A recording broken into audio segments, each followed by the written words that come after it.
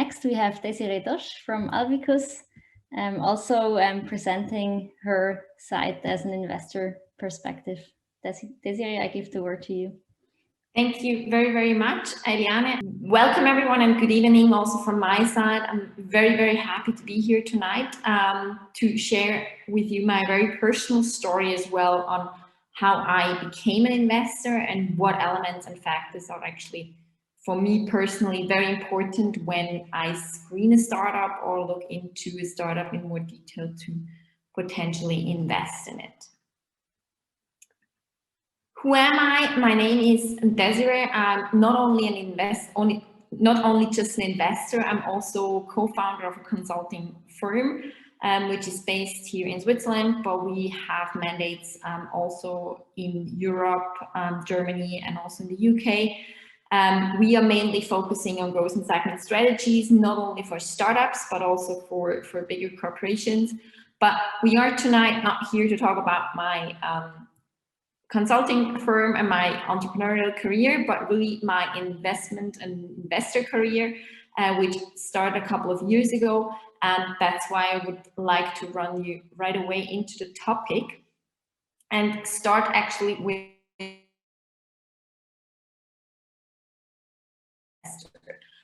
and maybe different to some others, it didn't really start with a planned idea or a planned action that I grew up in the morning and thought today I become an investor.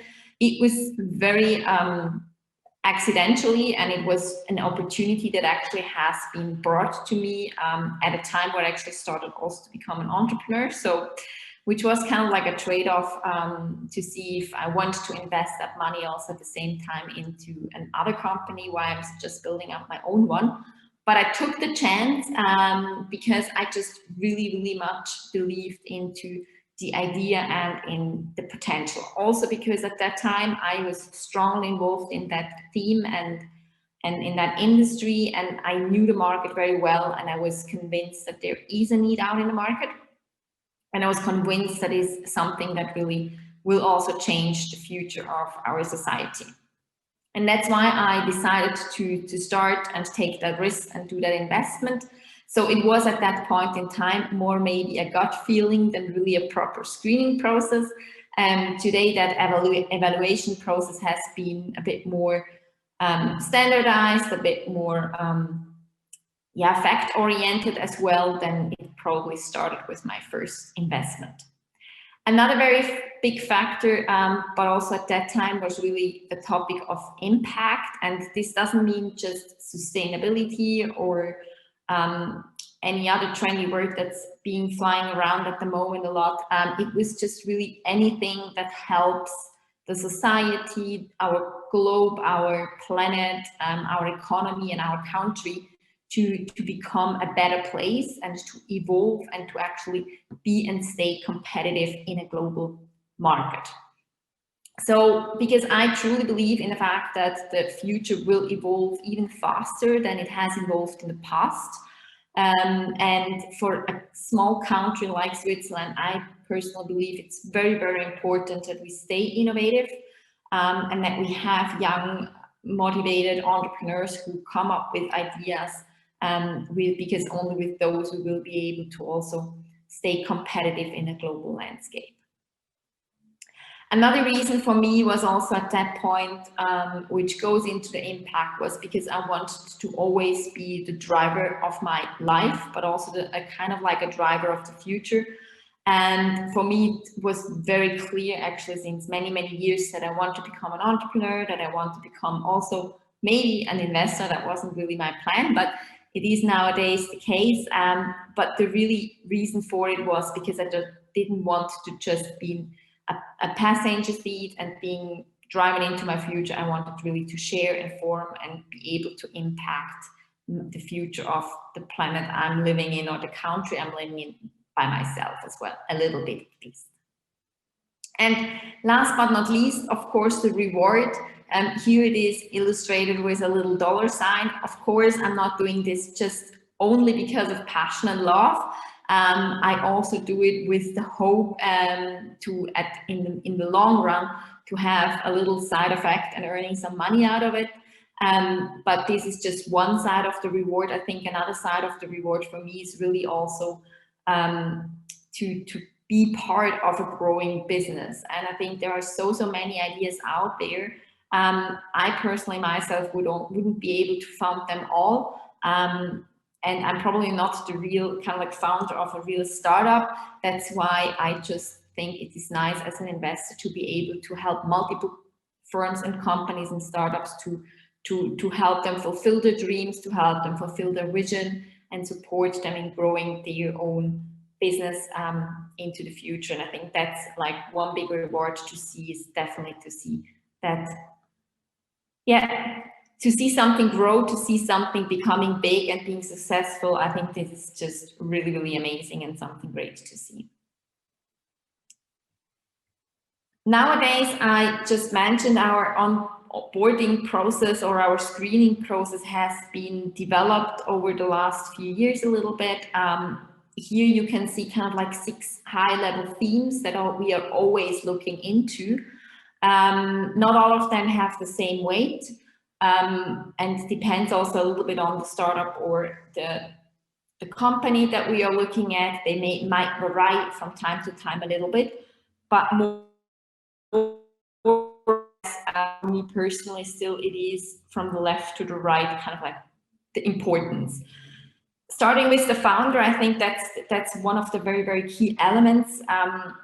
These are the people who actually came up with the idea. For me as an investor, it's really, really important to understand why they came up with the idea, how the idea started to exist, or how it evolved and has been developed, because that's actually the driver of the whole machine afterwards. And if I can totally relate with that passion and vision, I think that's one of the most important things and factors to really hook me in.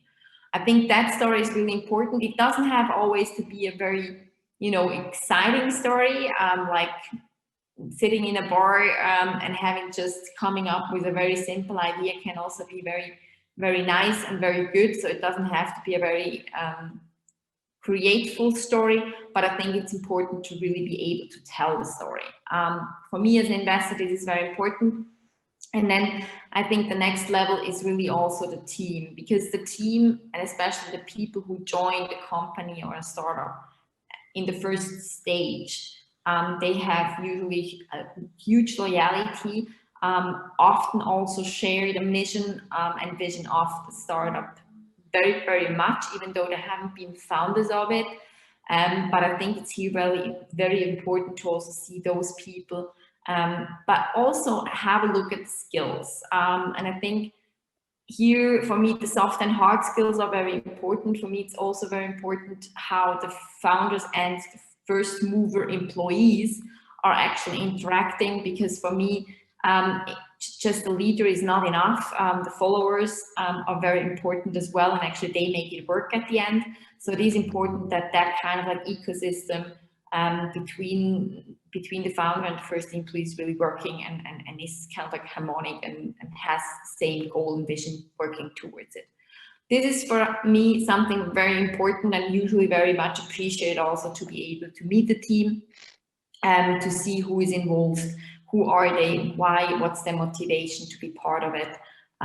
That's very important for me as well still today. Industry, the product, of course, a key element to look at. You can do here a lot of screening and SWOT analysis and coming with all the data showing how big the market potential is. I think that's one side of it. But for me, very key here is actually to very, very simply understand what kind of need in our economy or in our society the product service is actually solving.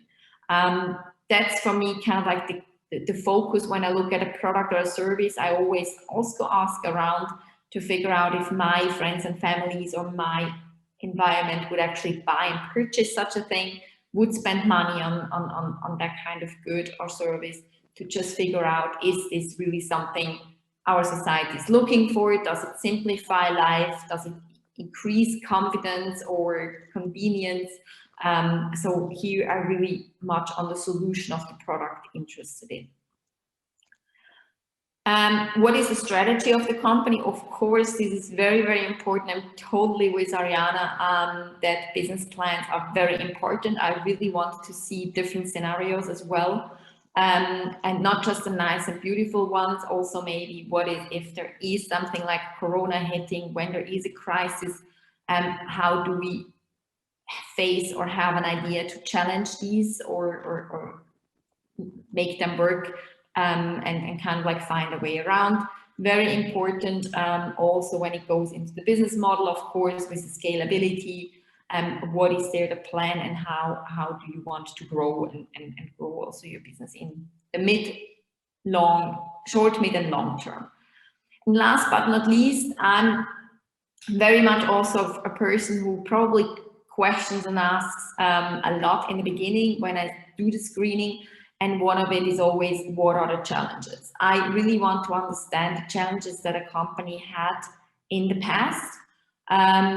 Think about it as well, challenges, what have been, or what are the challenges you might face in the future, because I think that's really important to understand them also transparently share them with your investors, because no company is perfect, doesn't matter how big or small it is. Important to be aware of the challenges or the difficulties you face, and also be able to ask for the right help. And this is also very much in the early stage, something which I appreciate, because we invest very much in an early stage, pre-seed and seed rounds. And if companies share with us the challenges, we can also see if we have maybe skills or a network or anything else that might help them to reduce those challenges a little bit. So therefore, this is for me very important, and just also something that shows authenticity to the founders and the company. So in summary, it's very simple. People are very important. I think I just personally have totally to connect to the people. I also really want to see from the founders and first mover employees to see how they actually, what risk they provide to the company. It's important to me to really see that they live for their dream and it is kind of like their life. If they have kind of like a safety net on the side and they're not so much thrilled to make it a success, that's for me already kind of like something to be careful of, because then I don't believe in that they have to believe in themselves that this is something that's really needed. So I really want to see how much they risk and give in to really make that a success. Impact, see the good. It needs to somehow make our lives better, easier, simpler, nicer, whatever. But it needs to have an impact, and best would be, of course, a sustainable impact for our society and country and economy. And last but not least, because I'm not doing it because I'm just hugely rich, I do it because I want at some point to earn money with it as well. At least that would be nice. So scalability is definitely something to look at. It doesn't have always to be kind of like we need to go on a global scale, but at least really have the approach or the vision to really scale into multiple markets or into different countries or whatever it might be, or to have a digital product that you can scale massively. So these are kind of like my little insights in a few minutes about me as an investor and about the companies and the process I follow when I'm looking into startups. I think what I really would like to share at the end is also the way we invest. And we have three ways, or we have three things that actually fit our purpose also as being consultants. Either we do angel investments, but also then we are somehow would like to be involved either with a network or our know-how. We want to have an active role in the company, because I think that's just also the nice part of it. And we also do from time to time work for equity, because I know how difficult it is to grow a startup, and it is kind of like a chicken and an egg in the beginning. No money, but you need to grow, so you need to have skills, but you can't really pay these skills. So I totally understand that one, and that's why I think Work for Equity is a nice way of evolving and help to grow a startup to get to the next level. And of course, from time to time, it can also be a combination out of it.